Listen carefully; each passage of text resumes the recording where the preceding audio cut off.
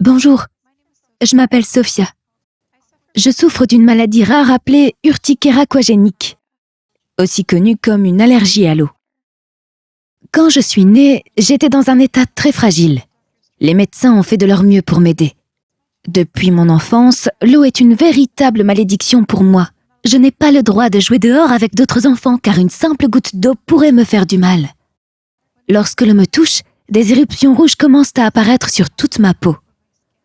Soudain, sortie de nulle part, cette partie de la peau gonfle et des plaques rouges se forment sur toute ma peau.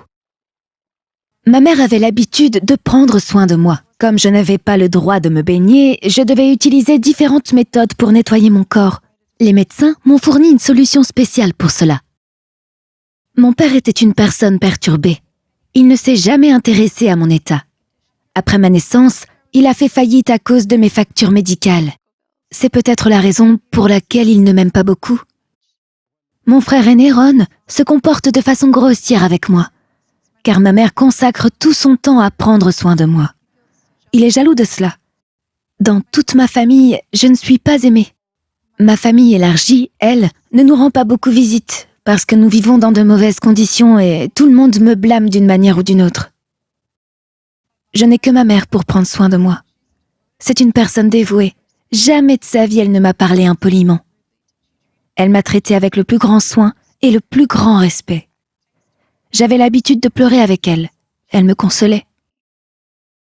J'avais beaucoup de pensées suicidaires, mais je les arrêtais à cause d'elle. À cause de cette condition, j'ai eu du mal à l'école. Les enfants m'intimidaient toujours, en m'appelant par des noms différents et en me traitant de monstre. Mes professeurs étaient impuissants face à ma situation.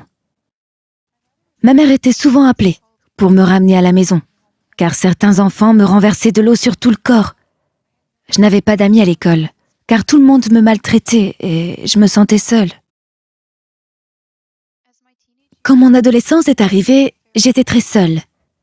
J'hésitais à parler avec d'autres personnes. La saison des pluies et des neiges était mes cauchemars. Je n'avais pas peur des fantômes, mais la pluie, elle, me faisait peur.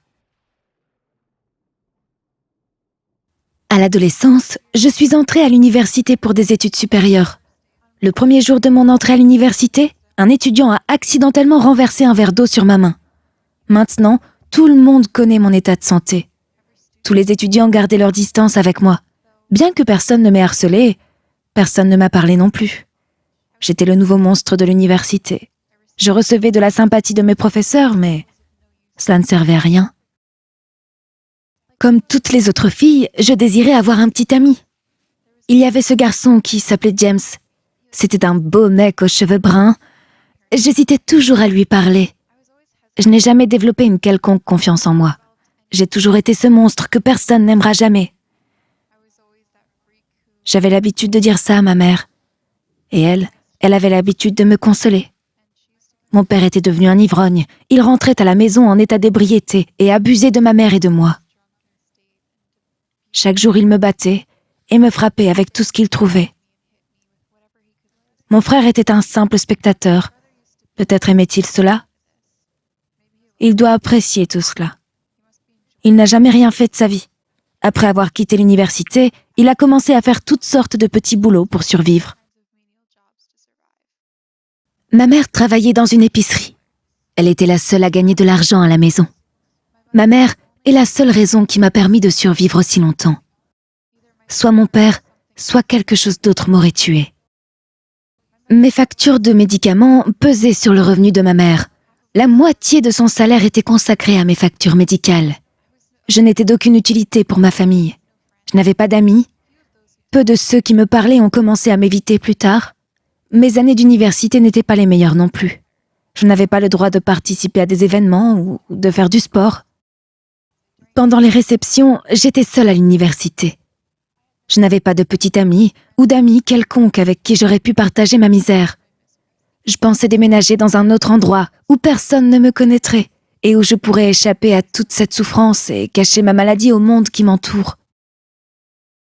Mais, d'une manière ou d'une autre, les gens ont réussi à comprendre mon problème. Ma vie professionnelle n'était pas géniale non plus. J'ai réussi à cacher mes problèmes en m'isolant complètement. Je refusais de fréquenter les autres et ne parlais que de discussions liées au travail. De cette façon, la vie était un peu plus facile, mais je me sentais seule.